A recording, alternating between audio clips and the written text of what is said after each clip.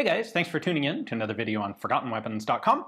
I'm Ian McCullum, and I'm here today at Morphy's with a Daly Arms appropriately named Tom Thumb revolver. This is a little 6-shot 22 rimfire revolver manufactured in Belgium and imported into the United States for a company called Daly Arms. And frankly, I'm showing this to you because it is an antique revolver of rather unusual design with a ring trigger.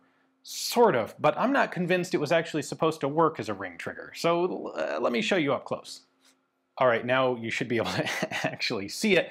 I figure we should bring in something else for size comparison. So what better than a first model Dragoon, right? Hold on. There we go. Now you can actually see the whole Dragoon. Okay, so this is a little bit of a goofy comparison size, but it really does highlight the fact that this Tom Thumb is a tiny, tiny little gun. I can barely get a 2-finger grip on that thing. And here's what's interesting about that ring trigger. In theory, ring triggers are meant for you to put your finger through, and they're usually used on manually operated guns. It's essentially a 1-finger lever action. You see this on things like the Volcanics primarily.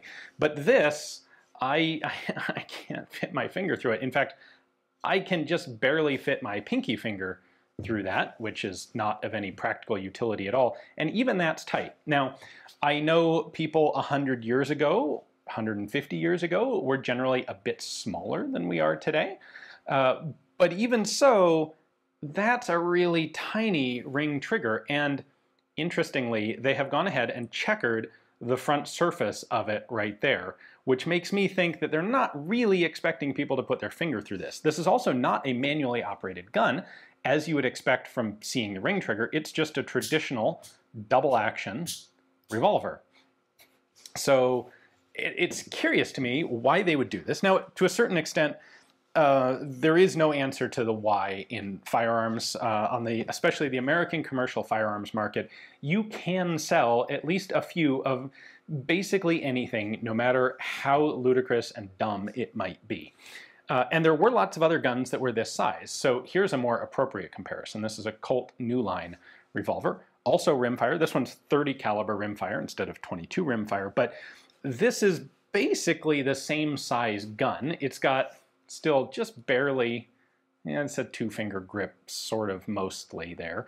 But it has the much more traditional choice of a sheath trigger here, where on a gun this small, you don't try to put in a regular trigger and an actual trigger guard. You use something like this. The trigger only comes forward when the hammer's cocked. And once the hammer's cocked, you only do that when you're about to fire it anyway, so you don't really need the trigger guard. This thing, I mean, it's weird to have this. The ring trigger just is a strange outlier here in this case. I would expect a sheath trigger, or the other option that was used, not as commonly, but was used, was a folding trigger, where it would have a regular double action trigger, but with a hinge in it, and the trigger would fold up flat so that when the gun was in your pocket, which is how this sort of thing was carried, it wouldn't catch on anything and it wouldn't risk accidentally firing the gun from just being jostled around in your pocket. While we're here, I should show you a few of the little details on there. So it is marked Tom Thumb in the world's tiniest print on top of the barrel. We have Daly Arms Company, New York, there on the side of the barrel.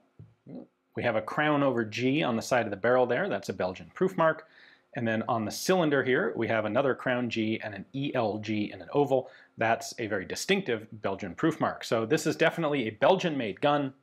I'm showing this to you largely because it's in really fantastic condition for what it is. This is something that would have been very inexpensive. There's no serial number on it, for example. That was an unnecessary expense. There's no actual cover on the loading gate. That was an unnecessary expense. That little bit of knurling is probably one of the fancier bits of the gun. This is the sort of thing that is made in Belgium because it's cheap over there, imported here, carried in a pocket, and most of this sort of thing is today wildly out of time and in terrible condition. And this one's actually a really beautiful example. So this gives you a better idea of almost what this would have looked like when it was actually brand new. We have the best bluing is here on the cylinder. A lot of the bluing has worn off of the frame, but like this would have looked like a pretty darn nice gun when it was first purchased. And then the ring trigger makes it a really distinctive, interesting oddball.